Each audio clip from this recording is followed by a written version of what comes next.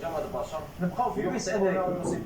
لويس انريكي لن يعود ابدا ولن يكون مدربا كبيرا. اذا الجميع يعتبر لويس انريكي مدرب متواضع. هو الذين تعرفوا كل ما يتعلق الامر بواحد برشلونه ما حاليا.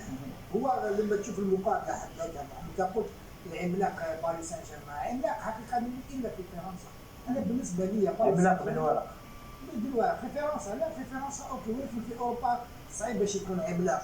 لما تشوف الانتقادات خاصه من اللاعب السابق دافيد جينيولا، يعني كثير على المدرب على الخطه اللي لعب بها باريس سان جيرمان في هذه المقابله مع نيوكاسل. انا كنت عارف بلي البي اس جي راهي تمر بمرحله صعيبه بعد ذهاب عده لاعبين. شفنا بدايه تاع الدوري الفرنسي ما كانش يعني سهل لها، ولكن المقابله اللي ادوها امام دورتموند كانت مقابله في القمه، بين مقابل شحال في مقابل نعم. يعني قلتها ربما هذا هو الانطلاق الحقيقي تاع بي اس جي. ولكن المقابله تاع اليوم بعد مباراه البطوله تاثروا التحقير هذا خاصه معك 0-0 ولكن المقابله